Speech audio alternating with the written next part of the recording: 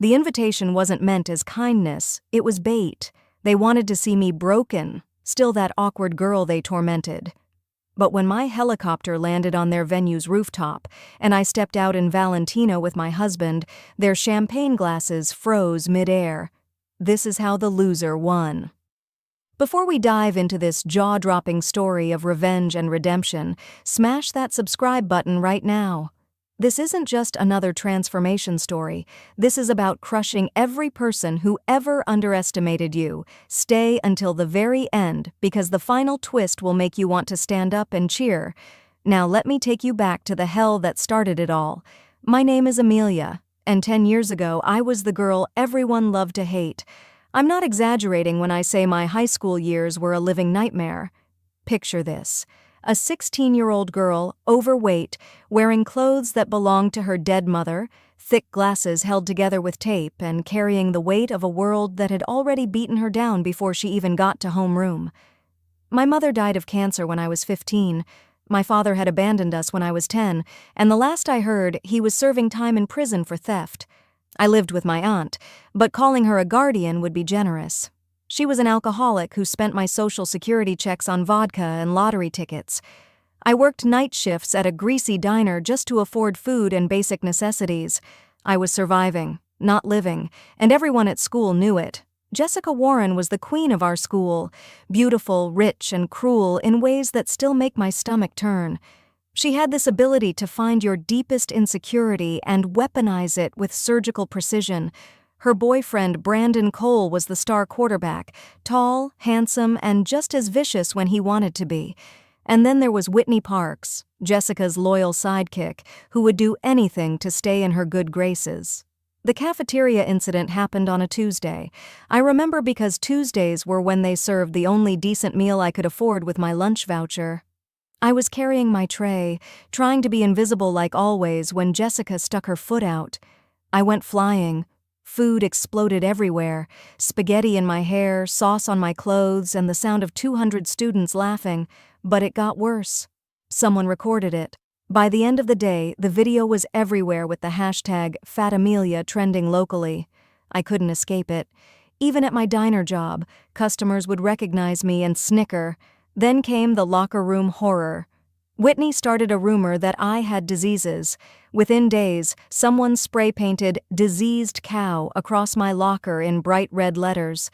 The principal made them clean it, but the words had already burned into my brain deeper than any paint could reach. But the worst, the absolute worst, was prom. I had saved every penny from my diner shifts for 3 months to buy one decent dress. Just one night where I could feel normal, maybe even pretty. Brandon approached me 2 weeks before prom and asked me to go with him. I couldn't believe it. Maybe, I thought, maybe people can change. Maybe he saw something in me worth knowing. I was so stupid. So desperately, pathetically stupid. Prom night, I waited outside the venue for 2 hours. He never came. Jessica had orchestrated the whole thing. She made sure everyone knew about it, made sure dozens of people drove by to take pictures of me standing there alone in my cheap dress, mascara running down my face. Those photos were posted everywhere. I was tagged in every single one. The breaking point came during morning announcements a week later. Jessica had somehow gotten access to the intercom system, and she announced to the entire school that my father was in prison. She shared details I'd never told anyone. The shame, the humiliation. It was suffocating. That night, I sat in my aunt's bathroom with a bottle of pills in my hand. I wanted it to end. I wanted the pain to stop. But then I remembered my mother's last words to me in that hospital bed. She grabbed my hand with what little strength she had left and whispered, "Survive, baby. Just survive." So I put the pills down. But something inside me changed that night. The sadness turned into something harder, something colder.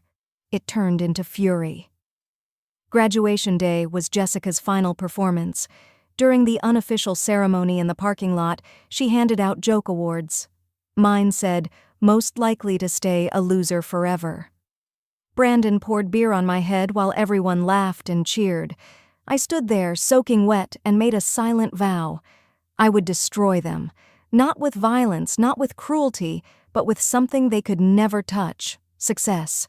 I left town that night with $200 in a backpack. I never looked back.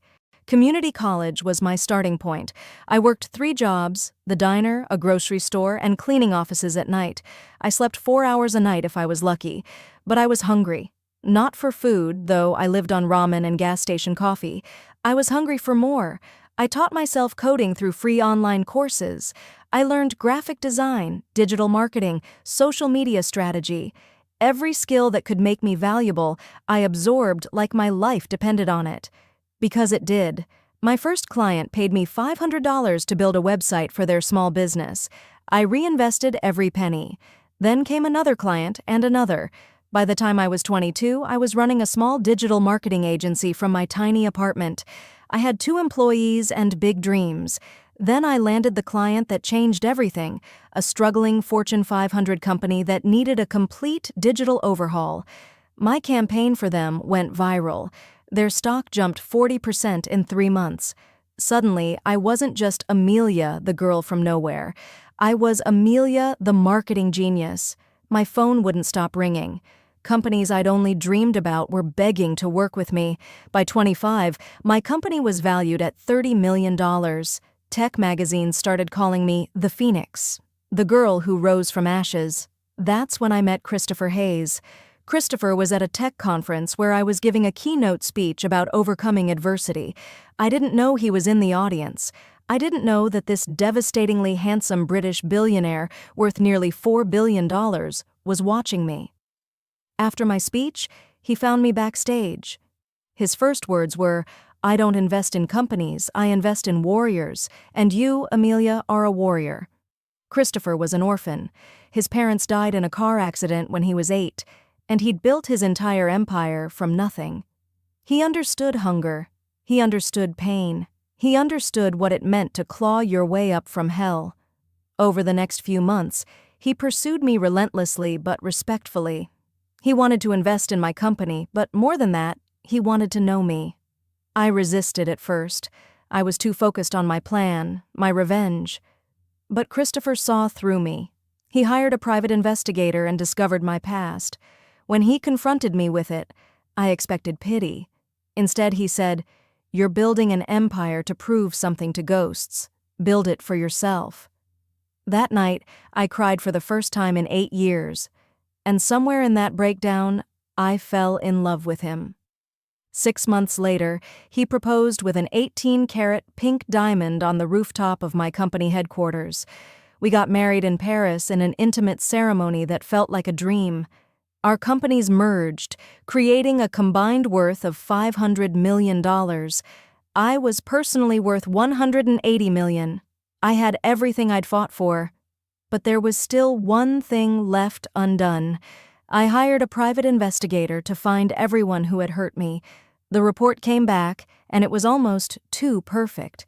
Jessica was divorced twice, drowning in debt, working as a struggling real estate agent, and living in her parents' basement. She had a drinking problem. Brandon had blown out his knee senior year of college, and now worked at his father's failing car dealership. He'd gained 80 pounds and was married to a woman who openly cheated on him. Whitney was a single mother of 3 by different fathers, working retail and barely making ends meet. The others from that popular crowd? Dead-end jobs, broken marriages, shattered dreams. They'd peaked in high school, and life had been downhill ever since. When I read that report, I expected to feel satisfaction. Instead, I felt nothing. Then I realized what I needed. I needed them to see. I needed them to understand what they'd created. That's when the invitation arrived. The email from the reunion committee was dripping with fake sweetness. Jessica was the organizer, of course. The message read, "Amelia, we haven't heard from you in so long. We worry you might be struggling. Please come to the reunion. We'd love to help you network and reconnect." Attached were old photos of me from high school, the humiliating ones. The message was clear. They thought I was still that broken girl, and they wanted to see it in person. Christopher read the email over my shoulder, and I could feel his anger. "Let me buy the venue and cancel the entire thing," he said. But I stopped him. "No," I told him. "I want to go. I need to go." I'd been waiting 10 years for this moment. The preparation was meticulous. I lost 15 more pounds through a healthy routine, got a $50,000 makeover, worked with a celebrity stylist. My dress was custom Valentino in burgundy silk, $40,000. The jewelry was borrowed from Harry Winston, $2 million worth of diamonds. I practiced my entrance for weeks. Christopher arranged for our helicopter, a security team, even photographers. We planned every detail like a military operation. Then I discovered something that made it even sweeter. Jessica had specifically chosen the venue because it was next to the trailer park where I used to live with my aunt. She wanted to rub my face in my past. She had no idea she'd just given me the perfect stage. The night of the reunion, our helicopter circled the venue 3 times. Everyone could hear it. When we landed on the rooftop helipad, I stepped out into the wind, my hair blowing perfectly, Christopher behind me looking like he'd stepped out of a magazine. Our bodyguards flanked us as we descended the private stairs to the ballroom entrance. My hand was trembling. Christopher leaned down and whispered in my ear, "You've already won. Now make them feel it." The doors burst open and everything stopped. The music, the conversations, everything. 200 people turned to look at us, and I watched their faces transform from curiosity to shock to disbelief. Jessica's wine glass slipped from her hand and shattered on the floor. Brandon's jaw actually dropped. Whitney started crying immediately. The whispers started like wildfire. "Oh my God, is that her?" "That can't be Amelia." "Who is that man?" Christopher's arm was around my waist, possessive and proud, as we glided to the center of the room like royalty entering their kingdom. Jessica recovered first. She always was good at performing. She approached with a forced smile that didn't reach her eyes. "Amelia, so glad you could make it. You clearly had work done. Good for you."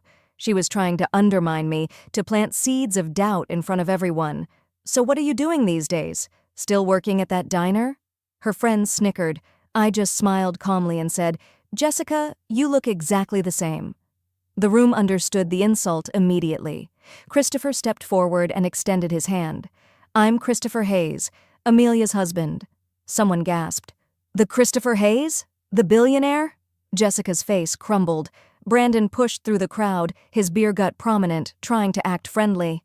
"Hey, Amelia, remember me? We had some good times, right?" I looked at him with ice in my eyes. "How could I forget, Brandon? You poured beer on my head at graduation." His smile died instantly. Then Jessica made her move.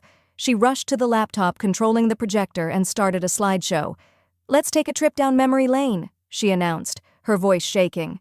But this wasn't a normal slideshow. It was all humiliating photos of me from high school. Fat photos, photos of me crying, the prom disaster where I stood alone. Each image was designed to destroy me one more time. The room went silent. Everyone knew this was cruel, even by reunion standards. Some people looked uncomfortable. Jessica's voice was getting more desperate with each photo. "Remember when—" She was trying so hard to pull me back down into that hell. I stood frozen as the memories flooded back. Christopher moved to stop it, but I caught his arm. "Let her finish," I said quietly. The final photo appeared.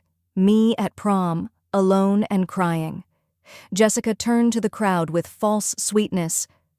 "See? Some people never change inside?" I walked to the front of the room and took the microphone from her shaking hands. The silence was so thick it felt suffocating. "Thank you, Jessica," I said, my voice steady. "Really. Thank you." Confused looks rippled through the crowd. 10 years ago, you made me want to die. You succeeded, actually. I had the pills in my hand. Gasps echoed through the room. Jessica went pale. But then I realized something. Your cruelty wasn't about me. It was about you. You were so empty inside, so afraid of your own worthlessness, that you needed to destroy someone else to feel powerful. Jessica's tears started falling, black mascara streaking down her cheeks. So I decided to live, not just live, thrive, to become everything you said I couldn't be. I pulled out my phone and connected it to the projector. My company's website filled the screen, then photos of our life. Private jets, red carpets, charity galas, Christopher and me at the White House. I built a $500 million company. I married a man who sees my worth, not my dress size. I paused, letting it sink in. And Jessica? I bought this hotel this morning. I own the building we're standing in right now. The shock was absolute. You could have heard a pin drop. And I know you're drowning in debt. I know you live in your parents' basement. I know Brandon works for his father and hates his life. I know Whitney's been arrested twice. I know everything about all of you because I never forgot, not for one single day. Their faces showed pure horror. Brandon looked like he might be sick. Whitney was openly sobbing. But here's what you didn't count on, I continued. I didn't come here for revenge. I saw relief flicker across their faces. I came here so you could see, so you could understand what you created. You didn't break me, you forged me. I pulled an envelope from my purse. Jessica, here's a check for $50,000. It's for an anti-bullying program I'm creating at our old high school. It will be named after every student who was bullied here, including me. Jessica was fully sobbing now, her shoulders shaking. The program will teach students one thing, that cruelty reveals weakness, not strength. I looked around the room, meeting eyes with people who had watched and done nothing. Some of you were kind, some of you did nothing, which is its own form of cruelty. And some of you? My eyes locked on Jessica, Brandon, and Whitney. Some of you taught me that the people who hurt you the most are often the most broken themselves. I handed the microphone back to Jessica's trembling hands. Enjoy your reunion. Enjoy your lives. I have a charity gala to attend. We're raising money for cancer research in my mother's name. I turned to leave, Christopher's hand finding mine. Wait! Jessica's voice cracked as she collapsed to her knees. I'm sorry! I'm so sorry! I stopped but didn't turn around. I was jealous, she sobbed. You were smart and kind and real, and I was nothing inside. I destroyed you because I hated myself. Every single day I hate what I did to you. Brandon's voice joined hers, thick with tears. We were terrible. We were monsters. You didn't deserve any of it. Whitney was hyperventilating, unable to even form words. The entire room was watching this breakdown, this moment of reckoning. I turned slowly. You're right. I didn't deserve it, and I will never forgive you. But I don't need to, because you've already punished yourselves more than I ever could.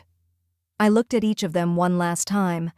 Living well isn't the best revenge. Living well while you watch is. Christopher and I walked out of that ballroom, leaving behind Jessica collapsed on the floor, Brandon crying into his hands, and Whitney hyperventilating against a wall. Others stood in stunned silence, their champagne going flat in forgotten glasses. In the helicopter, as we lifted off, I was silent. Christopher finally asked, "How do you feel?" I looked down at the hotel, at those tiny figures moving around below. Empty, I admitted. I thought I'd feel victorious, but they're already broken. I didn't break them. Life did. For the first time in years, I let myself really cry.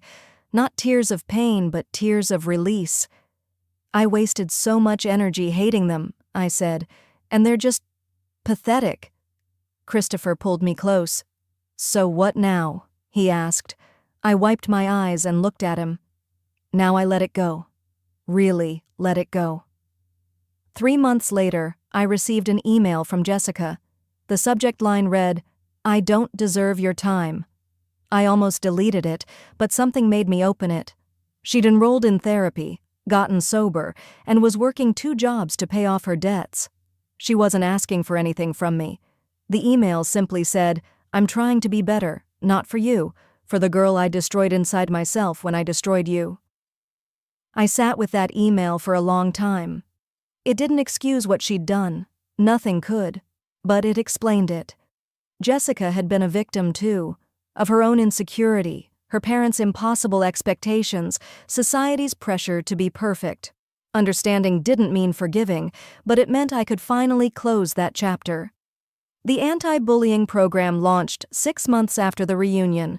I attended the opening ceremony at our old high school. Jessica showed up too, sitting in the back row, not approaching me. The program was already helping 50 students. One girl, maybe 15 years old, came up to me with tears in her eyes. "I was going to kill myself last week," she whispered. "Then I heard your story at an assembly.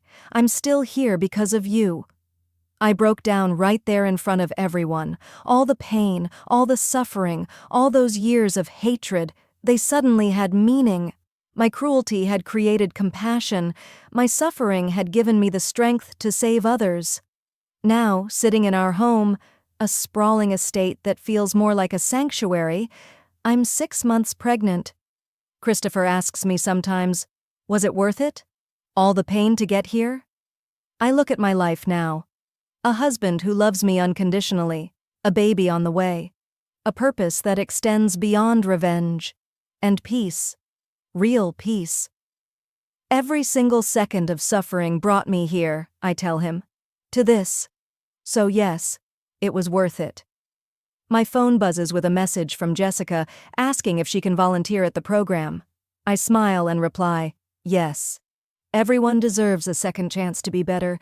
The best revenge isn't making them suffer. It's becoming so genuinely happy that their opinions become irrelevant. I'm not the girl they destroyed. I'm the woman their cruelty created, and she's unstoppable. And that is how you turn pain into power. If you've ever been broken, bullied, or told you're worthless, this story is for you. Drop a comment telling me who you're proving wrong. Smash that like button if you believe revenge is living so well they can't touch you anymore. Subscribe because I bring you real stories of people who refuse to stay victims. Remember, your bullies are probably living small lives while you're building an empire. The best revenge? They don't even matter anymore. Now go out there and win so hard they can't ignore you. I'll see you in the next one, and trust me, it's even more satisfying than this.